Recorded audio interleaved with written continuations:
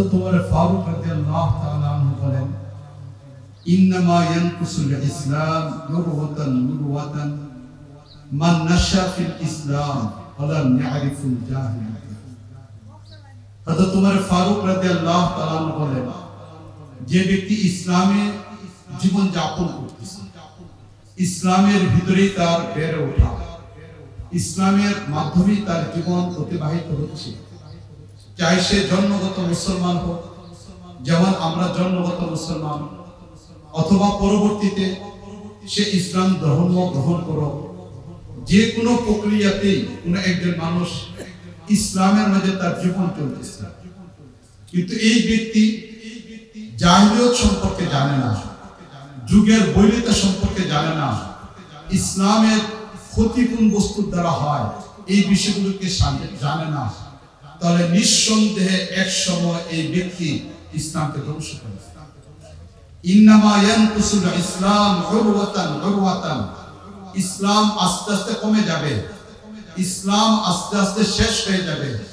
মান নাশা ফিল ইসলাম, যার জীবন ইসলামের আলোকে হচ্ছে, ওয়ালাম ইয়ারিফুল জাহিলিয়া, কিন্তু সে জাহেলি সম্পর্কে জানে না, বর্বরতা সম্পর্কে জানে না, কোন কোন কাজের দ্বারা ইসলাম নষ্ট হয়ে যায় সেই ইতিহাস জানে না, সে মুসলিম জাতির পতনের বিষয়টা জানে না, মুসলিম জাতির উত্থানের বিষয়গুলিকে জানে না, তাহলে সেই ব্যক্তি মুসলমান হতে পারে কিন্তু তার মাধ্যমে ইসলাম ধ্বংস হয়ে যাবে। আজকে যদি আমরা আমাদের ইতিহাস, আমাদের অবস্থার দিকে আমরা তাকাই, তাহলে বাস্তবিক পক্ষে কতজন মুসলমান আমরা আছি যে আমরা জাহিলিয়ত সম্পর্কে অবগত আছি? কতজন মুসলমান আমরা এখানে আছি আমরা মুসলমানদের ইতিহাস এবং ঐতিহ্যটাকে আমরা জানি? কতজন মুসলমান আমরা এখানে আছি যারা আমরা আমাদের সোনালী ইতিহাসের কথাগুলিকে বলতে পারবো? আমরা এই কথা বলতে পারবো পৃথিবীর বুকে আমরা একটা জাতি যাদের কাছে এমন কিছু আছে যা পৃথিবীর অন্য কারো কাছে নেই।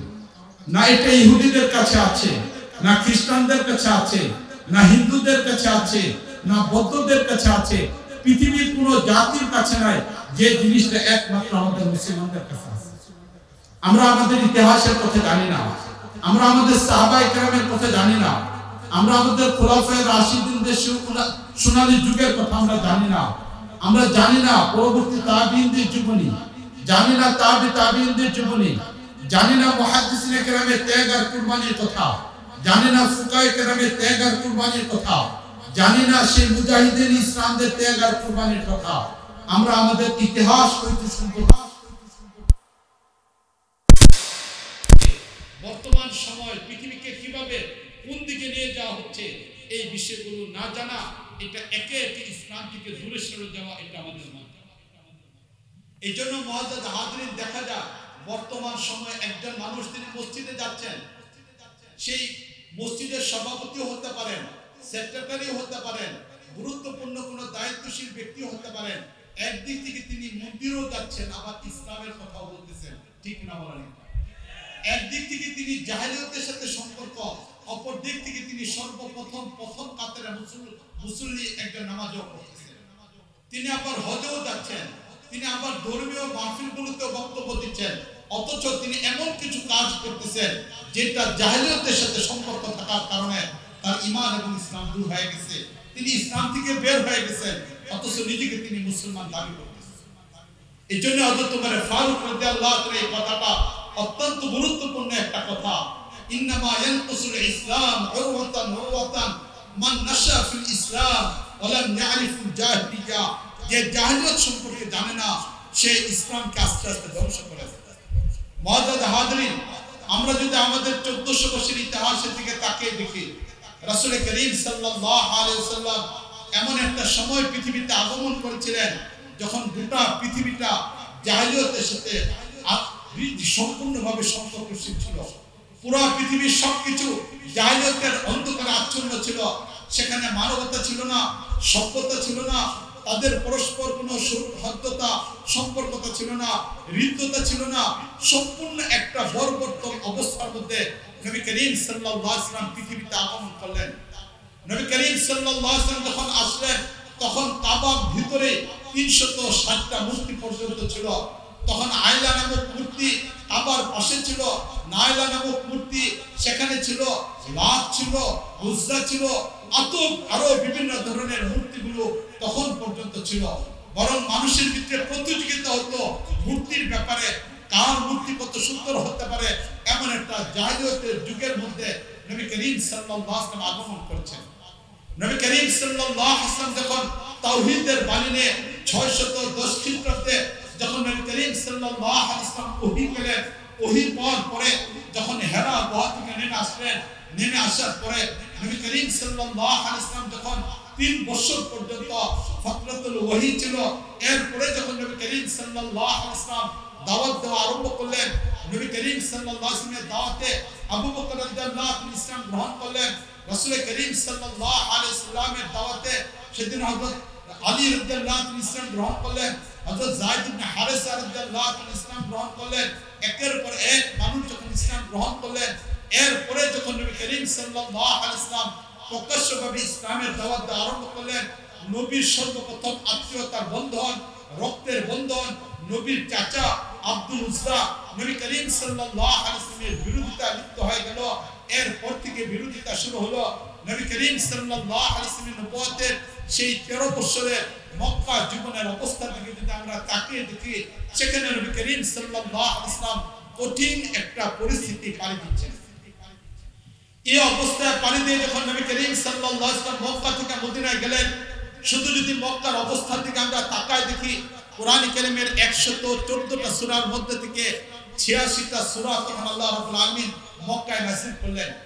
যে 86টা সূরা মক্কাতে নাযিল হলো, এগুলোর বিষয়বস্তুর দিকে যদি আমরা তাকাই, সেখানে আমরা দেখতে পাবো তাওহীদ, রিসালাত, আখিরাত, এই তিনটা সম্মিলিত এই কোরআন কারীমের 86টা সূরা ছিল, যেখানে আল্লাহ রাব্বুল আলামিন এই 13 বছরের ব্যক্তিদেরকে তৈরি করলেন। এই ব্যক্তিদেরকে তৈরি করার পরে এবার যখন আল্লাহ রাব্বুল আলামিনের সিদ্ধান্ত হলো, আল্লাহ রাব্বুল আলামিনের ফয়সালা হলো, মক্কার পূর্বে মদিনাতে ইসলাম প্রচারিত হবে। সেই মদিনায় ইসলাম প্রচারিত হওয়ার জন্য নবী করিম সাল্লাল্লাহু আলাইহি ওয়াসাল্লামকে হিজরতের আদেশ দেওয়া হলো। এবার একের পর এক সাহাবায়ে কেরাম হিজরত করা আরম্ভ করলেন। প্রথম সাহাবী যিনি মক্কা থেকে হিজরত করে মদিনায় গেলেন, হযরত মুসআব বিন উমাইর রাদিয়াল্লাহু তাআলা আনহু। দ্বিতীয় সাহাবী হযরত বিলাল রাদিয়াল্লাহু তাআলা আনহু। তৃতীয় নম্বর সাহাবী হযরত আম্মার রাদিয়াল্লাহু তাআলা আনহু। চতুর্থ নম্বর সাহাবী হযরত মিকদাদ রাদিয়াল্লাহু তাআলা আনহু। পঞ্চম নম্বর সাহাবী হযরত উমর ফারুক রাদিয়াল্লাহু তাআলা আনহু। ওনারা যখন মক্কা থেকে হিজরত করে মদিনায় গেলেন, মদিনায় যাওয়ার পরে সেখানে ক্ষেত্র তৈরি করলেন এবং এই ক্ষেত্র তৈরি করার মাধ্যমে মদিনাতে একটা ইসলামী রাষ্ট্র প্রতিষ্ঠা হলো। মুআজ্জাজ হাজরিন, রাসূল করিম সাল্লাল্লাহু আলাইহি ওয়াসাল্লাম আমাদের কাছে হলেন আদর্শ। রাসূল করিম সাল্লাল্লাহু আলাইহি ওয়াসাল্লামের আদর্শকে বাদ দিয়ে অন্য কোনো বস্তু আমাদের কাছে আদর্শ হতে পারে না। নবী করিম সাল্লাল্লাহু আলাইহি ওয়াসাল্লাম মক্কায় ছিলেন 13 বছর। সেখানে ইসলামী রাষ্ট্র ব্যবস্থা সম্ভবপর হয় নাই। সেখানে গোত্রভিত্তিক ব্যবস্থা ছিল, ইসলামী রাষ্ট্র ব্যবস্থা তৈরি করা যায় নাই। নবী করিম সাল্লাল্লাহু আলাইহি ওয়াসাল্লাম মদিনায় যাওয়ার পরে সেখানে ইসলামী রাষ্ট্র ব্যবস্থা করলেন, ইসলামী রাষ্ট্র প্রতিষ্ঠা হলেন এবং ইসলামী রাষ্ট্র প্রতিষ্ঠার পদ্ধতি নবী করিম সাল্লাল্লাহু আলাইহি ওয়াসাল্লাম ভিন্ন কোনো পদ্ধতির মাধ্যমে করেন নাই, বরং নবী করিম সাল্লাল্লাহু আলাইহি ওয়াসাল্লাম মদিনায় ইসলামী রাষ্ট্র ব্যবস্থা তৈরি করলেন গণজোয়ারের মাধ্যমে। আমাদের এই কথাটা ভালো করে মনে রাখতে হবে যে রাসূল করিম সাল্লাল্লাহু আলাইহি ওয়াসাল্লাম ইসলামী রাষ্ট্র ব্যবস্থা মদিনাতে তৈরি করেছেন গণজোয়ারের মাধ্যমে। সেখানে ইসলামী রাষ্ট্র ব্যবস্থা তৈরি করলেন। মদিনাতে যখন ইসলামী রাষ্ট্র ব্যবস্থা হলো, ইসলামী ব্যবস্থা যখন রাষ্ট্র তৈরি হয়ে গেল, এই তৈরি হওয়ার পরে তখন মক্কার কাফেররা ইসলামের বিপক্ষে সেই ইসলামী রাষ্ট্রকে ধ্বংস করে দেওয়ার জন্য ষড়যন্ত্র লিপ্ত হলো। যারই পরিপ্রেক্ষিতে 17 মাস পরে বদরের যুদ্ধ সংগঠিত হলো, 3 বছর পরে উহুদের যুদ্ধ সংগঠিত হলো, 5 বছর পরে খন্দকের যুদ্ধ সংগঠিত হলো। একের পর এক ইসলামী রাষ্ট্রকে শেষ করে দেওয়ার জন্য চেষ্টা করা হলো, মুসলমানদেরকে শেষ করে দেওয়ার জন্য চেষ্টা করা হলো, ইসলামী রাষ্ট্রকে ধ্বংস করে দেওয়ার চেষ্টা করা হলো। 6 বছর পরে এবার নবী করিম সাল্লাল্লাহু আলাইহি ওয়াসাল্লাম মক্কা থেকে মদিনা থেকে মক্কায় যাওয়ার ইচ্ছা করলেন। মূলত নবী করিম সাল্লাল্লাহু আলাইহি ওয়াসাল্লাম উমরার নিয়তে বের হলেন এবং উমরার উদ্দেশ্যে গেলেন, কিন্তু সেখানে উমরা করতে পারেন নাই। হুদায়বিয়া নামক জায়গায় নবী করিম সাল্লাল্লাহু আলাইহি ওয়াসাল্লামকে বাধা দেওয়া হলো। নবী করিম সাল্লাল্লাহু আলাইহি ওয়াসাল্লাম চলে আসলেন। চলে আসার পরে এবার নবী করিম সাল্লাল্লাহু আলাইহি ওয়াসাল্লাম 2 বছর পরে এবার মক্কা বিজয়ের জন্য গেলেন 10,000 সাহাবা কেরামকে নিয়ে মক্কা বিজয়ের জন্য গেলেন এবার গিয়ে নবী করিম সাল্লাল্লাহু আলাইহি ওয়াসাল্লাম মক্কা বিজয় অর্জন করলেন নবী করিম সাল্লাল্লাহু আলাইহি ওয়াসাল্লাম জিহাদের মাধ্যমে মুআজ্জাজ হাজরিন রাসূল করিম সাল্লাল্লাহু যেহেতু আমাদের আদর্শ তাই রাসূলের জীবন থেকে আমি পরিষ্কারভাবে কথা বলতে চাই রাসূল করিম সাল্লাল্লাহু আলাইহি ওয়াসাল্লাম পূর্ণ ইসলামকে বাস্তবায়ন করেছেন পূর্ণ ইসলাম ইসলামী রাষ্ট্র ব্যবস্থার মাধ্যমে বাস্তবায়িত হয় আর ইসলামী রাষ্ট্র ব্যবস্থা বাস্তবায়িত হওয়ার জন্য দুইটা পদ্ধতি নাম্বার 1 গণজোয়ার নাম্বার 2 জিহাদ ফি সাবিলিল্লাহ এর বাইরে বিকল্প কোনো পদ্ধতি দিয়ে ইসলামী রাষ্ট্র ব্যবস্থা অতীতে কখনো তৈরি হয় নাই বর্তমানেও তৈরি করা সম্ভব না কিয়ামত পর্যন্ত পৃথিবীর মানুষ চেষ্টা করে গেলে এই দুই পদ্ধতির বাইরে অন্য কোন পদ্ধতির মাধ্যমে ইসলামী রাষ্ট্র ব্যবস্থা তৈরি করতে পারবে এটা আমাদের সামনে যত বেশি পরিমাণ পরিষ্কার হবে তত বেশি পরিমাণ আমাদের মুসলমানদের এই দেশে কাজ করাটা অত্যন্ত সুযোগ হবে যদি নবীর দেখানো পদ্ধতির বাইরে গিয়ে অন্য কোন পদ্ধতিতে আমরা আমাদের গোটা জীবনকে কাটাই দেই নবী করিম সাল্লাল্লাহু আলাইহি ওয়াসাল্লামের সুন্নতের পদ্ধতিকে বাদ দিয়ে অন্য কোন পদ্ধতির পিছনে যদি আমাদের শ্রম দেয় আমাদের মেধা দেয় আমাদের শক্তি দেয় তাহলে এটা অনর্থক একটা সময় অপচয় করা হবে বিকল্প ভিন্ন কিছু হবে না শুধুমাত্র একমাত্র রাসূলের পথ আর পদ্ধতির দ্বারাই খেলাফত ব্যবস্থা প্রতিষ্ঠা হতে পারে আর রাসূলের পথ পদ্ধতি হলো গণজোয়ারের মাধ্যমে দ্বিতীয় নম্বর জিহাদ ফি সাবিলিল্লাহর মাধ্যমে ঠিক না বলেন এই জন্য এখানে যারা আছেন উলামায়ে কেরাম আছেন আমি একজন সাধারণ মানুষ আমি উলামায়ে কেরামের সামনে মাসলাটাকে তুলে ধরলাম যদি কারো কাছে এই মাসলার বিপরীত বিকল্প কোনো দলিল থাকে তাহলে তিনি আমাকে জানাবেন নিঃসন্দেহে আমারও ভুল হতে পারে আমি ভুল থেকে ফিরে আসব কিন্তু আমি পরিষ্কারভাবে এই কথা বলতে চাই যদি খেলাফত ব্যবস্থা যে রাসূল করিম সাল্লাল্লাহু আলাইহি ওয়াসাল্লাম তৈরি করেছিলেন যে খেলাফত আলা মিনহাজুন নবুওয়া নবী তৈরি করেছিলেন এটা তৈরি করার একমাত্র পথ রাসূল করিম সাল্লাল্লাহু আলাইহি ওয়াসাল্লামের আদর্শ আর রাসূলের জীবনে দুইটাই পদ্ধতি একটা গণজোয়ার একটা জিহাদ ফি সাবিলিল্লাহ হয়তো মদিনা আমাদের সামনে আদর্শ থাকবে না হলে মক্কা আমাদের সামনে আদর্শ হবে মদিনায় রাসূল করিম সাল্লাল্লাহু আলাইহি ওয়াসাল্লাম ইসলামী রাষ্ট্র ব্যবস্থা তৈরি করেছিলেন গণজোয়ারের মাধ্যমে আর মক্কায় রাসূল করিম সাল্লাল্লাহু আলাইহি ওয়াসাল্লাম ইসলামী রাষ্ট্র ব্যবস্থা তৈরি করেছিলেন জিহাদ ফি সাবিলিল্লাহর মাধ্যমে তাই এই দুইটা পথ আর পদ্ধতি ছাড়া আর কোন পদ্ধতিতে খেলাফত ব্যবস্থা প্রতিষ্ঠা হতে পারে না মুআজ্জাজ হাজির রাসূল করিম সাল্লাল্লাহু আলাইহি ওয়াসাল্লাম খেলাফত ব্যবস্থা তৈরি করার পরে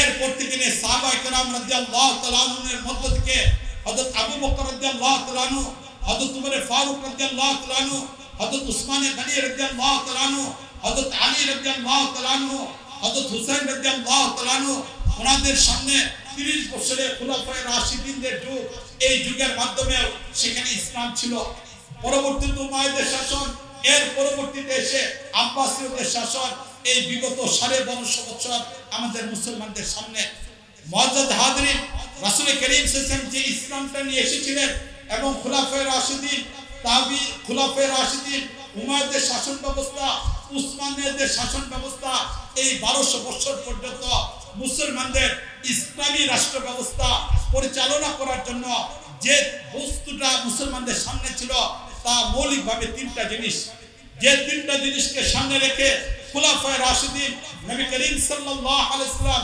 এবং পরবর্তীরা ইসলামী রাষ্ট্র ব্যবস্থাকে পরিচালনা করেছিলেন তার মৌলিক বস্তু ছিল তিনটা এক নাম্বার বস্তু ছিল এটা মুসলমানরা নিজেদের চিন্তা চেতনা থেকে কোনো সংবিধান রচনা করে নাই মুসলমানরা নিজেদের আকল থেকে কোনো সংবিধান তৈরি করে নাই মুসলমানরা পরস্পর বসে কোনো সংবিধান তৈরি করে নাই ইসলাম 1200 বছর পর্যন্ত টিকে ছিল ইসলাম পৃথিবীর বুকে তার শাসন ব্যবস্থাকে পরিচালনা করেছিল তার মৌলিক কারণের মধ্যে একটা ছিল মুসলমানদের কাছে এমন একটা গ্রন্থ ছিল মুসলমানদের কাছে এমন একটা কিতাব ছিল যে কিতাব মুসলমানরা এই কথা মনে করতো না হেরা গুহা থেকে শুরু করে নবী করিম সাল্লাল্লাহু আলাইহি ওয়াসাল্লামের উপরে ইকরা বিসমি রাব্বিকাল্লাযী খালাক এই আয়াতের মাধ্যমে যে ওহী সূচনা হয়েছিল নবী করিম সাল্লাল্লাহু আলাইহি ওয়াসাল্লামের ইন্তেকালের 90 দিন পূর্বে কোরআন কারীমের সর্বশেষ আয়াত ওয়াত্তাকু ইয়াওমান তুরজাউনা ফিহি ইলাল্লাহ,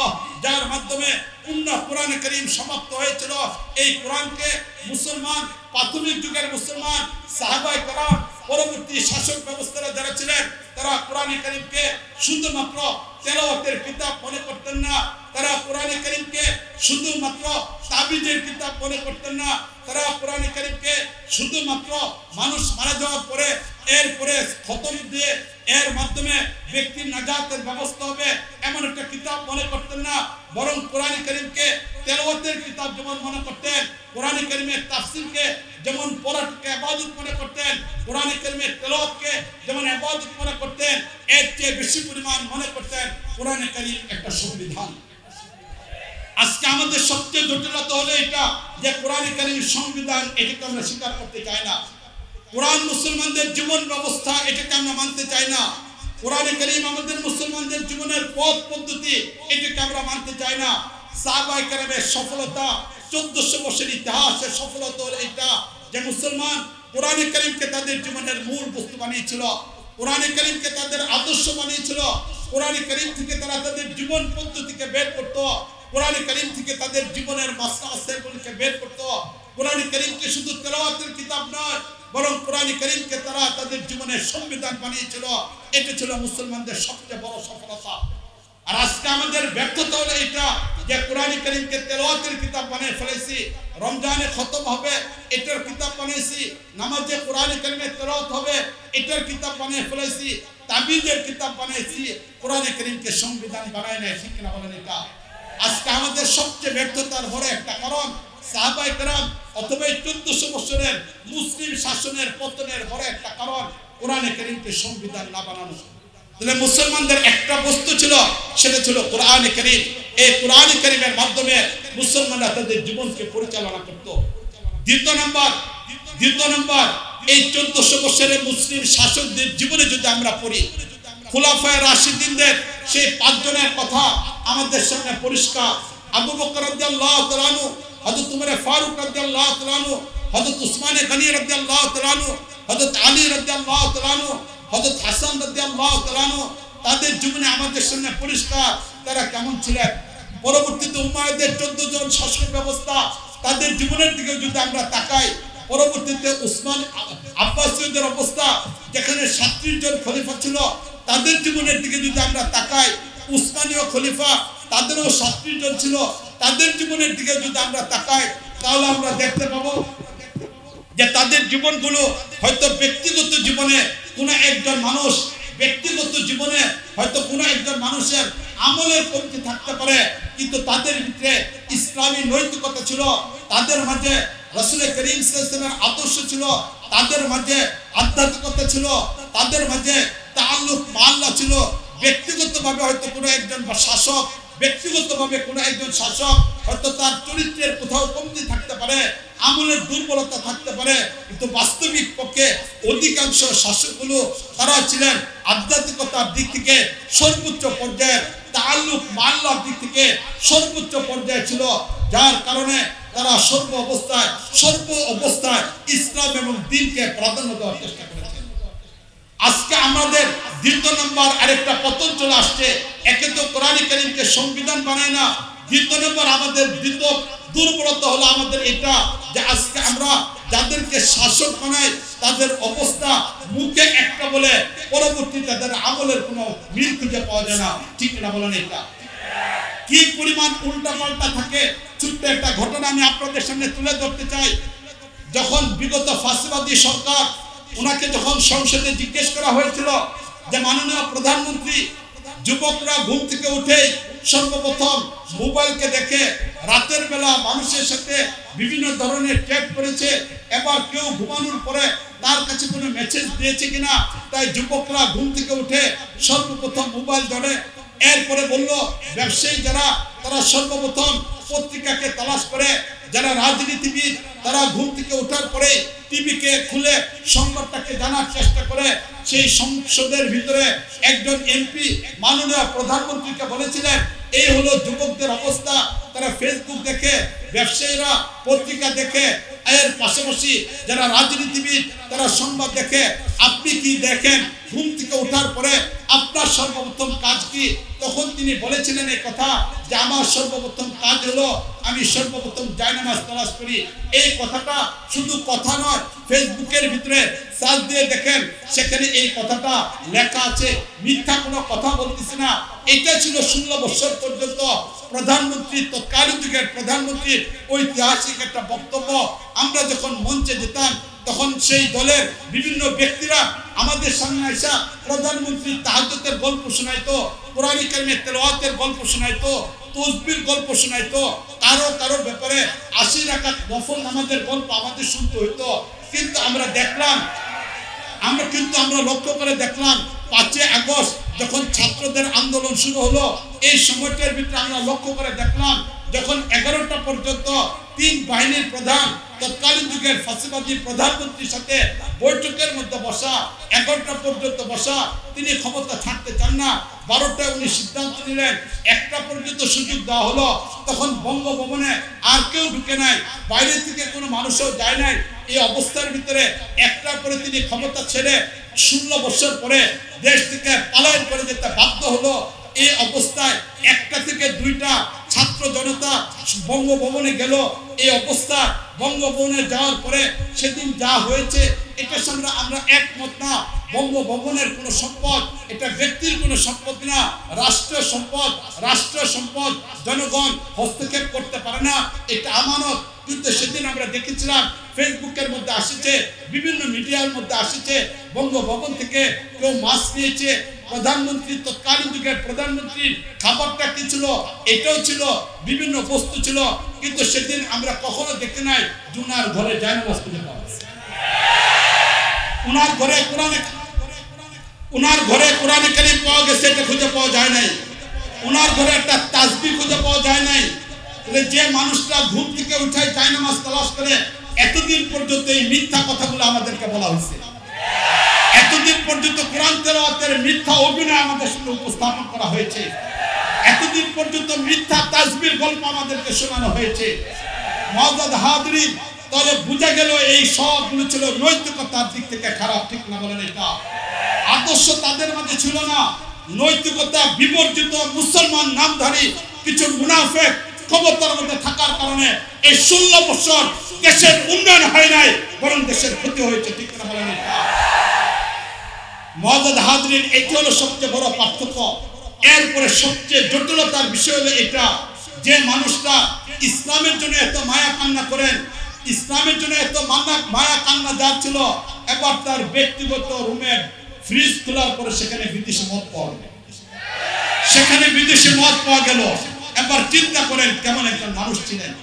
মুআজ্জাজ হাজিরিন, আমি আলোচনা করতেছিলাম এই কথা, ইসলামের সৌন্দর্যতা, 1400 বছরের ইতিহাস আমি আপনাদের সামনে তুলে ধরেছিলাম।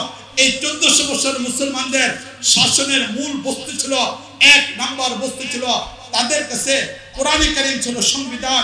কোরআন কারীম ছিল তাদের জীবনের মূল বস্তু, যাকে অবলম্বন করে তারা তাদের জীবনকে পরিচালনা করেছে। এটা ছিল মুসলমানদের 1 নাম্বার।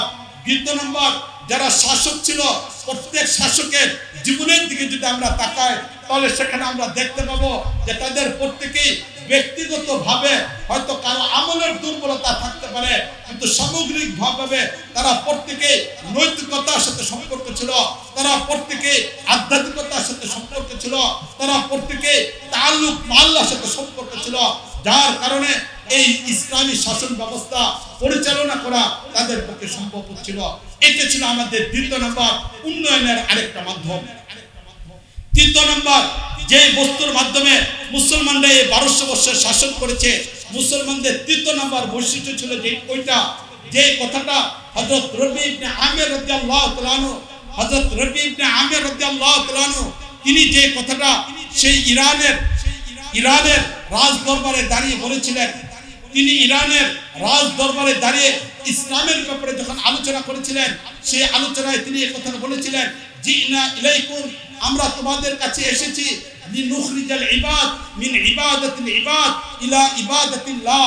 আমরা এই পৃথিবীতে আগমনের উদ্দেশ্য হলো এটা, মানুষকে মানুষের গোলামি থেকে মুক্তি দেওয়া, মিন দাইকি মিন মিন সংকীর্ণ ধর্ম থেকে মানুষকে মুক্তি দিয়ে এক প্রশস্তময় ওয়াসাআতুল ইসলাম, এক প্রশস্তময় ইসলামের ধর্মের দিকে তোমাদেরকে নিয়ে যাওয়া। মিন জাওরিল আদিয়ান ইলা আদলিল ইসলাম, অন্যান্য ধর্মের নাম ব্যবহার করে মানুষের প্রতি জুলুম নির্যাতন করে আমরা তোমাদেরকে ইসলামের আদলের দিকে শিক্ষা দেওয়ার জন্য তোমাদের কাছে আসছি।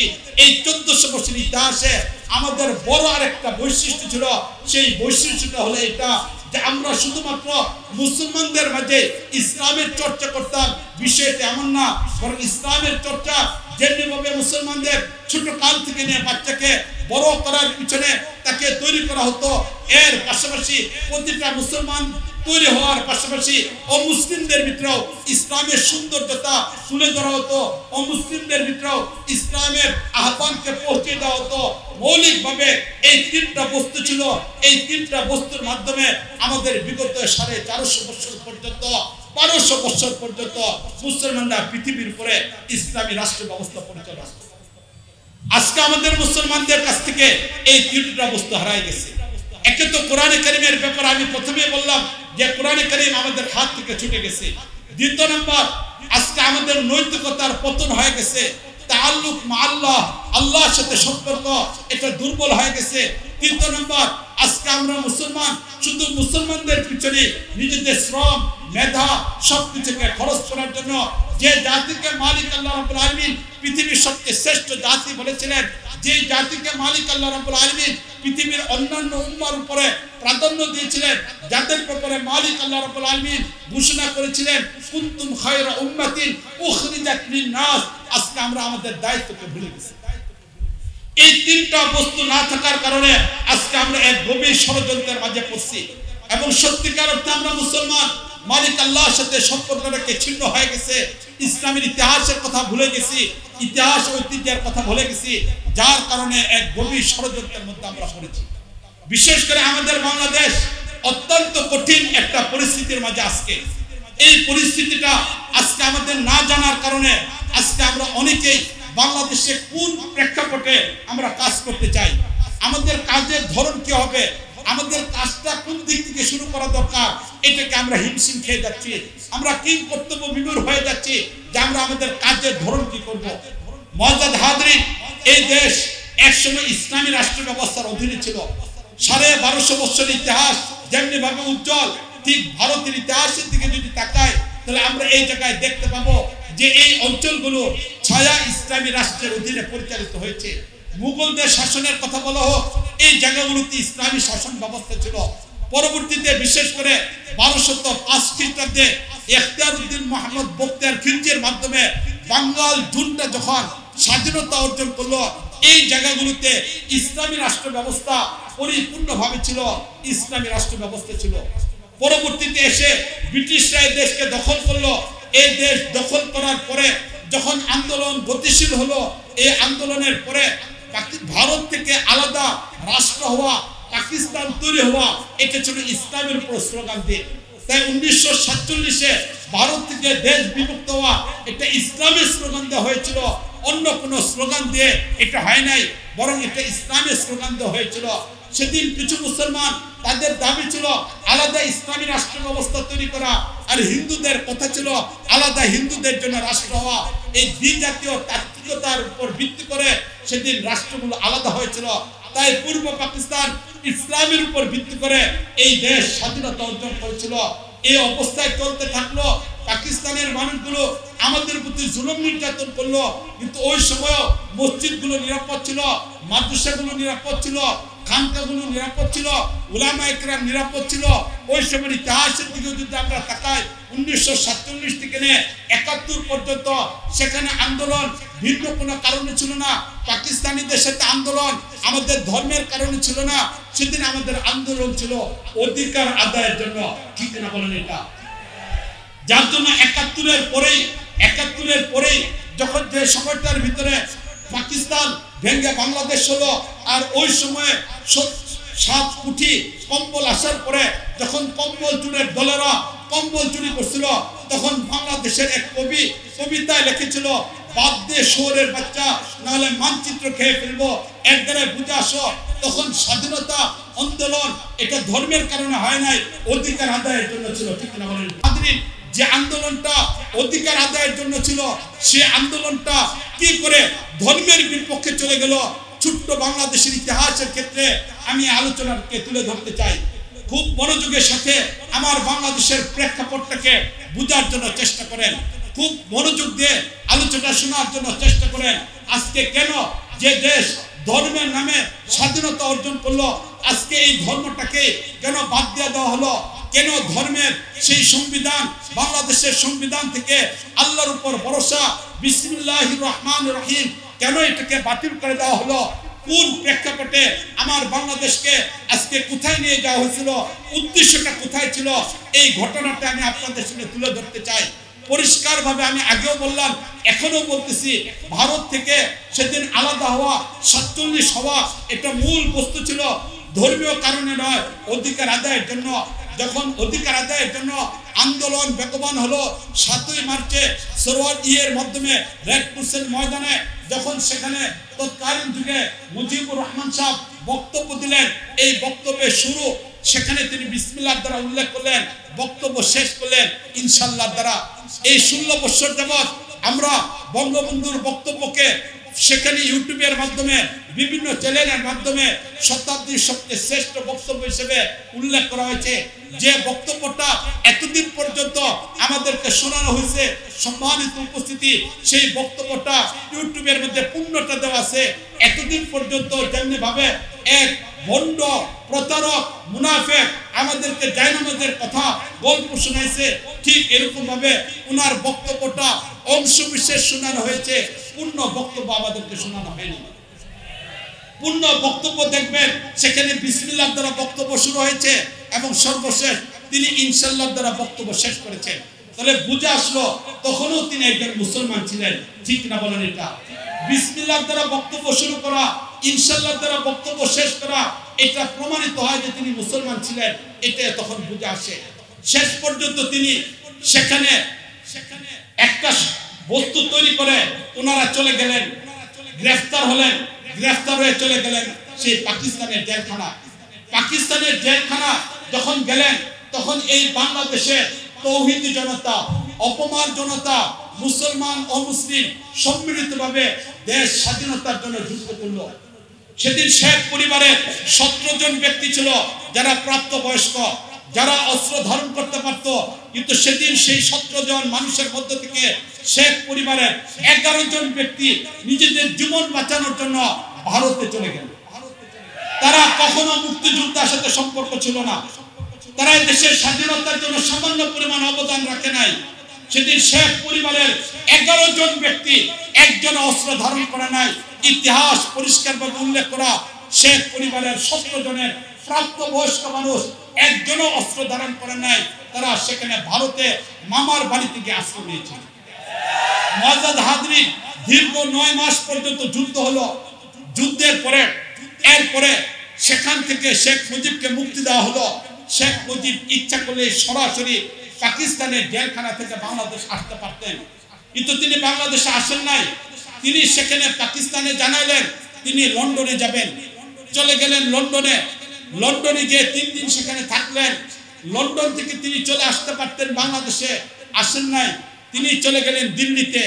দিল্লিতে গিয়ে 3 দিন ইন্দিরা গান্ধীর সাথে সময় ব্যয় করলেন। তৎকালীন যুগের ভারতের প্রধানমন্ত্রী ইন্দিরা গান্ধীর সাথে সময় ব্যয় করলেন। 3 দিন পরে তিনি বাংলাদেশে আসলেন। জানুয়ারির 10 তারিখ তিনি বাংলাদেশে আসলেন। এই জন্য এই বিগত সময়গুলোতে জানুয়ারির 10 তারিখে স্বদেশ প্রত্যাবর্তন দিবস হিসেবে পালন করা হয়েছে। একটা ব্যক্তির আগমনকে অবলম্বন করে একটা দিনকে ছুটি বানানো হয়েছে। হাজার হাজার মানুষের কর্মদিনকে বাতিল করে সেখানে একটা ব্যক্তিকে প্রাধান্য দেওয়া, তাদের এক ব্যক্তিকে প্রাধান্য দেওয়ার জন্য স্বদেশ প্রত্যাবর্তন দিবস বানানো হয়েছে। তিনি আসলেন, রাতের বেলা ঘুমাইছেন। 11 তারিখ সকালবেলা, সেই 11 তারিখের সকালবেলা তিনি ঘুম থেকে উঠলেন। ঘুম থেকে ওঠার পরে তিনি রেডিও খুললেন। রেডিও খোলার পরে তিনি দেখলেন সেখানে তৎকালীন যুগের কারি উবাইদুল্লাহ রাহমাতুল্লাহ আলাইহি, যিনি কোরআন কারীমে তেলাওয়াত করতেন, ওনার একটা তেলাওয়াত বাজানো হইতো, এটা বাজে নাই।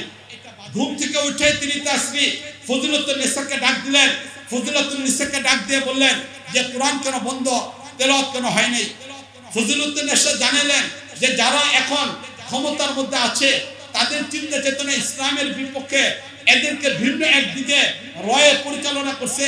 ভারত স্বাধীনতা যুদ্ধটা মুসলমানদের অধিকার আদায়ের যুদ্ধটাকে ভিন্ন দিকে নিয়ে গেছে, এই জন্য কোরআনে কারিমের তেলাওয়াত বন্ধ করে দেওয়া হলো। সেদিনের ইতিহাস পড়ে দেখেন, অসমাপ্ত বঙ্গবন্ধু এই বইয়ের মধ্যে থেকে আমি উদ্ধৃতি উল্লেখ করতেছি। বঙ্গবন্ধুর অসমাপ্ত জীবনী বইটা পড়ে দেখবেন, তার মাঝে এই কথাগুলো লেখা আছে। সেখানে সেদিন 11 তারিখ তিনি তাৎক্ষণিকভাবে বললেন, আমি কোরআনের তেলাওয়াত শোনার পরে এরপরে নাস্তা করব না। তৎকালীন যুগের প্রধানমন্ত্রী ছিলেন মুশতাক আহমদ, উনাকে ডাক দিলেন, উনি আসলেন। আসার পরে বললেন কোরআন কেন বন্ধ করা হলো? এরপরে তিনি উজর দেখালেন, এরপরে কোরআন কারিমের তেলাওয়াত হলো, তিনি নাস্তা করলেন। নাস্তা করার পরে এবার তিনি সোহরাওয়ার্দী উদ্যানে গেলেন। ঐতিহাসিক সেই সোহরাওয়ার্দী উদ্যানে তিনি 11 তারিখে একটা বক্তব্য দিলেন। যে মানুষটা 11 তারিখে বক্তব্য দিলেন, ভালো করে লক্ষ্য করে দেখেন, সেদিন সেই বক্তব্যের মধ্যে তিনি উল্লেখ করলেন স্বাধীনতা যুদ্ধ হয়েছে দীর্ঘ 9 বছরে, এদেশের স্বাধীনতা যুদ্ধ হয়েছে। অধিকার আদায়ের যুদ্ধটাকে তিনি নিয়ে যাচ্ছেন কোথায়? চিন্তা করে দেখেন, সেদিনে সেই যুদ্ধের মধ্যে তিনি বললেন এই দেশ স্বাধীনতা হয়েছে গণতন্ত্র প্রতিষ্ঠার জন্য, এ দেশ স্বাধীনতা হয়েছে সমাজতন্ত্র প্রতিষ্ঠার জন্য, এ দেশ স্বাধীনতা হয়েছে ধর্ম নিরপেক্ষতা প্রতিষ্ঠার জন্য, এই দেশ স্বাধীনতা হয়েছে জাতীয়তাবাদ প্রতিষ্ঠা করার জন্য। এবং এই 4টা ধারাকে তিনি এই দেশের সংবিধানের মৌলিক অবস্থা হিসেবে উল্লেখ করলেন। এবং আমার বাংলাদেশের সংবিধানের প্রথম পৃষ্ঠার ভিতরে এই 4টা কথা লেখা রয়ে গেছে। 71-এর যুদ্ধ, অধিকার আদায়ের যুদ্ধ, এই যুদ্ধটাকে তিনি নিয়ে গেলেন সম্পূর্ণভাবে গণতন্ত্র প্রতিষ্ঠার জন্য, এই যুদ্ধটাকে তিনি নিয়ে গেলেন জাতীয়তাবাদ প্রতিষ্ঠার জন্য, এই যুদ্ধটাকে তিনি নিয়ে গেলেন সমাজতন্ত্র প্রতিষ্ঠার জন্য, এই যুদ্ধটাকে তিনি নিয়ে গেলেন ধর্ম নিরপেক্ষতা প্রতিষ্ঠার জন্য। মুআজ্জাজ হাজরিন, এটা বাংলাদেশের এমন একটা সংবিধানের অংশ, যে সংবিধানকে যদি কোনো একজন ব্যক্তি পরিবর্তন করতে চায়, কারো পক্ষে পরিবর্তন করে এটা সম্ভব না।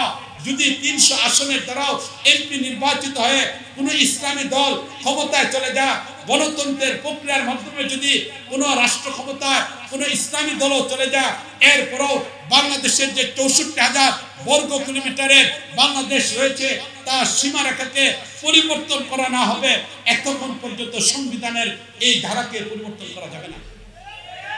সংবিধানের কিছু ধারা থাকে, যে ধারাগুলো কখনো পরিবর্তন করা যায় না। সংবিধানের এই ধারাটাকে পরিবর্তন করতে হলে বাংলাদেশের কাঠামো ভেঙে ফেলতে হবে। হয়তো আসাম বাংলাদেশে চলে আসবে, সেভেস্টার বাংলাদেশে আসবে, নতুন এক বাংলাদেশ তৈরি করতে হবে। না হলে গণতন্ত্রের কোনো প্রক্রিয়ার মাধ্যমে এই ক্ষমতা 300 আসন যাওয়ার পরেও কারো পক্ষে পরিবর্তন করা এটা সম্ভব না। এবার চিন্তা করে দেখেন, এই যে 4টা মতবাদের উপরে বাংলাদেশের স্বাধীনতার যুদ্ধকে নিয়ে যাওয়া হলো, আর এই যুদ্ধকে নিয়ে যাওয়ার মাধ্যমে বাংলাদেশের কোন একজন ব্যক্তি যদি ধর্ম নিরপেক্ষতার বিশ্বাসী হয়, ধর্ম নিরপেক্ষতা মুসলমানের থিওরি হতে পারে না। লাকুম দীনুকুম, এই আয়াত এটা মক্কার জন্য ছিল, অন্য ব্যক্তিদের ধর্ম আদায়ের অধিকারের ছিল। চিন্তা চেতনার দিক থেকে লাকুম দীনুকুম ওয়ালিয়া দ্বীনের চিন্তা চেতনা কোনো ব্যক্তি রাখলে সে মুসলমান থাকতে পারে না। সুতরাং ধর্ম নিরপেক্ষতার বিশ্বাস ইন্না দীনা ইনদাল্লাহিল ইসলামের বিপরীত। তাই একজন মুসলমান ধর্ম নিরপেক্ষতার বিশ্বাসী হতে পারে না, একজন মুসলমান জাতীয়তাবাদের বিশ্বাসী হতে পারে না, একজন মুসলমান সমাজতন্ত্রের বিশ্বাসী হতে পারে না, একজন মুসলমান গণতন্ত্রের বিশ্বাসী হতে পারে না। আমার দেশকে সেদিন বঙ্গবন্ধু শেখ মুজিবুর রহমান সম্পূর্ণভাবে ইসলামী একটা রাষ্ট্রকে সেদিন সম্পূর্ণভাবে ধ্বংস করে দিয়েছে। আজকে আমরা যারা জানি, সংবিধান সম্পর্কে যারা পড়েন, গোটা বাংলাদেশের ইতিহাসের দিকে যদি দেখেন, তাহলে যারা এই ক্ষমতার মধ্যে আসছে, সংবিধানের এই 4টা ধারা থাকার কারণে বাংলাদেশকে কোনো অবস্থায় ইসলামের দিকে নিয়ে যাওয়া সম্ভব না। কোনো অবস্থায় দেশে ইসলাম প্রতিষ্ঠা করা সম্ভব না যতক্ষণ পর্যন্ত সংবিধানের এই 4টা ধারাকে পরিবর্তন না করা হবে। সেদিন বাংলাদেশে ইসলামকে শেষ করে দিয়েছে, সম্পূর্ণভাবে বাংলাদেশে ইসলামকে শেষ করে দিয়েছে। এত গভীর একটা ষড়যন্ত্র সেদিন বঙ্গবন্ধু শেখ মুজিবুর রহমান করেছিলেন। মুআজ্জাজ হাজিরান, এবং চিন্তা করে দেখেন, ভারতের সংবিধান প্রণয়ন করতে 3 মাসের সময় লাগলো, আমার বাংলাদেশের সংবিধান মাত্র 2 মাসে তৈরি হলো। যারা বাংলাদেশের এখানে সংবিধান সম্পর্কে জানেন তারা দেখেন, ভারতের সংবিধান হাতে ধরেন, বাংলাদেশের সংবিধান ধরেন, দুইটা সংবিধানকে কাছাকাছি রাখার পর আপনি দেখতে পাবেন ভারতের সংবিধানের অনুবাদ আমার বাংলাদেশের সংবিধান, বাংলাদেশের সংবিধান ভারতের সংবিধানের অনুবাদ। যেখানে ভারত সংবিধান তৈরি করলো 3 মাসে, সেখানে আমার বাংলাদেশের সংবিধান ভারত তৈরি করলো 3 বছরে, সেখানে আমার সংবিধান 3 মাসে তৈরি হলো। মুআজ্জাজ হাজরিন, সেদিন ইসলামকে শেষ করে দিয়েছে। এই জন্য শেখ মুজিব ভালো করে লক্ষ্য করেন, শেখ মুজিব শুধু এক ব্যক্তি না, এটা হলো আওয়ামী লীগের এক দেবতার নাম। আওয়ামী লীগের সাথে আমাদের দ্বন্দ্ব নয়। রাজনৈতিক ভাবে আওয়ামী লীগ আসতে পারে, কোন একজন ব্যক্তি চিন্তা চেতনার দিক থেকে শতাব্দীর প্রাচীনতম একটা রাজনৈতিক দল এই রাজনৈতিক দল করতে পারে। রাজনৈতিক দলে আওয়ামী লীগের সাথে আমাদের দ্বন্দ্ব নয়, আমাদের দ্বন্দ্ব হলো মুজিববাদের আওয়ামী লীগের সাথে। মুজিববাদের আওয়ামী লীগ এটা শুধুমাত্র একটা আওয়ামী লীগ নয়, বরং মুজিববাদ হলো একটা ধর্মের নাম। মুজিববাদ একটা ধর্মের নাম। মুআজ্জাজ হাজরিন, আমার কথাটাকে আমি আরেকটু বিশ্বাসযোগ্য করার জন্য আপনাদের সামনে উপস্থাপন করি। যারা ফেসবুক ইন্টারনেট ব্যবহার করেন, সেখানে বিভিন্ন ধর্মগুলিকে জানার জন্য সার্চ দিবেন, সেখানে আপনি লিখবেন ইহুদিবাদ, একটা ধর্মের পরিচয় আসবে। এই ধর্মের বৈশিষ্ট্য কি, এই ধর্মের কাজ কি আপনি দেখতে পাবেন। আপনি জানার জন্য ইউটিউব দেখেন, সেখানে খ্রিস্টবাদ আপনি সার্চ দিলে একটা খ্রিস্টবাদের বিষয় পাবেন। আপনি ইউটিউবে সার্চ দিয়ে পাবেন হিন্দুত্ববাদ, এটা আপনি পাবেন। আপনি ইউটিউবের মধ্যে সার্চ দিয়ে পাবেন সেখানে বৌদ্ধত্ববাদ, সেখানে আপনি পাবেন। ঠিক অনুরূপভাবে যদি আপনি ইউটিউবের মধ্যে সার্চ দেন, সেখানে মুজিববাদ নামে আলাদা একটা ধর্ম পাবেন। এবার চিন্তা করে দেখেন, মুজিববাদ আলাদা একটা ধর্ম তৈরি করা হয়েছে, মুজিবের নামে বই তৈরি করা হয়েছে। খলিফাতুল মুসলিমিন শেখ মুজিব রহমতুল্লাহ আলাইহি সকবলি নাউযুবিল্লাহ, এই বইটা সব জায়গায় আপনি পাবেন। এই বই লেখা হয়েছে, এই বইয়ে তৎকালীন যুগের প্রধানমন্ত্রীর সাইন আছে। এই বইয়ের লাস্টের পৃষ্ঠার মধ্যে লেখা আছে, কোন একজন ব্যক্তি যদি এই বিপদে পড়ে যায়, তার সন্তান হচ্ছে না, কোন একজন ব্যক্তি বিপদে পড়ে গেছে, তার চাকরি নাই, কোন একজন ব্যক্তি অসুস্থতার মধ্যে পড়ে গেছে, এই অসুস্থ থেকে ভালো হচ্ছে না, তাহলে এই বইয়ের শুরু থেকে শেষ পর্যন্ত খতম করলে আল্লাহ রাব্বুল আলামিন তার মনের আশা পূরণ করবে। সকলে নাউযুবিল্লাহ। এবার চিন্তা করে দেখেন, মুজিববাদ এটা আলাদা একটা ধর্ম। মুজিববাদকে 16 বছরের ভিতরে একটা স্বতন্ত্র ধর্মের নামে প্রতিষ্ঠা করা হয়েছে।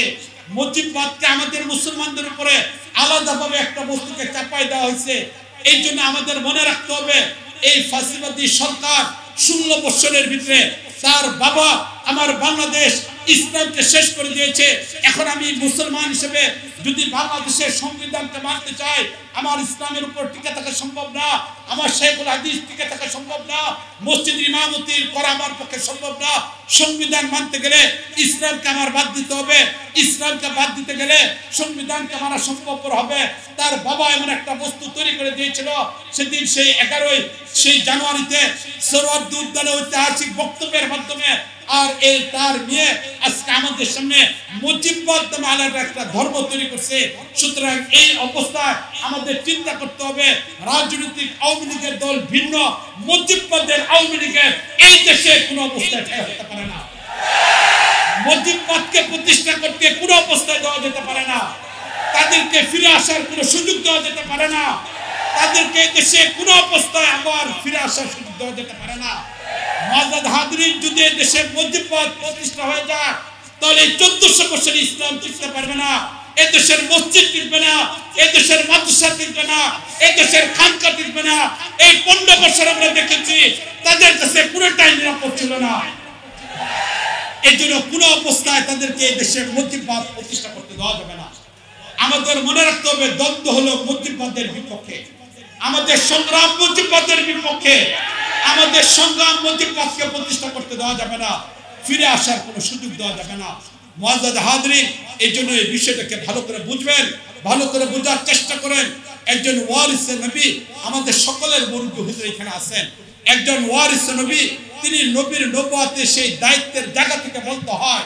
বাংলাদেশের ইতিহাস সম্পর্কে আপনি পড়ে দেখেন, বাংলাদেশের সংবিধান সম্পর্কে পড়ে দেখেন। আমি একজন আলেম, আল্লাহ মাফ করুক, অহংকার থেকে হেফাজত করুক, বাংলাদেশের সংবিধান 50 বারের উপর আমার পড়া, দীর্ঘ 4 বছর যাবত বাংলাদেশের সংবিধানের উপর আমি কাজ করতেছি। সংবিধানের কোন ধারা ইসলামের সাথে সাংঘর্ষিক এই বিষয়টার উপর আমার কাজ চলতেছে। লম্বা সময় নিয়ে আমি কাজ করতেছি বাংলাদেশের সংবিধানের উপরে। বাংলাদেশের সংবিধানের কোন একটা বস্তুকে মেনে নিলে এই দেশে ইসলামকে নিয়ে টিকে থাকা সম্ভব। এই জন্য এই জায়গাটা অত্যন্ত জটিল, অত্যন্ত জটিল। আমাদের মনে রাখতে হবে রাসূল করিম সাল্লাল্লাহু আলাইহি ওয়াসাল্লাম হলেন আমাদের আদর্শ। ইসলামের উপরে আমাদের টিকে থাকতে হবে, দ্বীনের উপরে টিকে থাকতে হবে। সেই 3টা আদর্শ আমাদের অবলম্বন করতে হবে। নাম্বার 1, 1400 বছরের ইতিহাস যেটা আমাদের ছিল, কোরআন কারীমকে সংবিধান বানাইতে হবে। তাই যে সংবিধান 71-এ তৈরি হয়েছে, 24-এর এই গণ অভ্যুত্থানের মাধ্যমে বাংলাদেশ আজকে সংস্কারের পথে, আজকে বিভিন্ন জায়গা থেকে আন্দোলন হচ্ছে, সংস্কারের আন্দোলন হচ্ছে।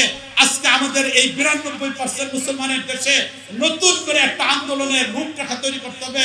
সেটা হলো সেই শেখ মুজিবের পতিত সেই সংবিধান মানা যাবে না। এই সংবিধানকে পরিবর্তন করতে হবে। যে সংবিধান ইসলামের সাথে সাংঘর্ষিক সেই সংবিধান কোনো মুসলমানের সংবিধান হতে পারে না। যে দেশে 92% মুসলমান সেই দেশের মধ্যপ্রদেশ সংবিধান কোন অবস্থায় সংবিধান হতে পারে না। আজকে আমাদের প্রত্যেকের রাস্তায় নেমে আসা দরকার।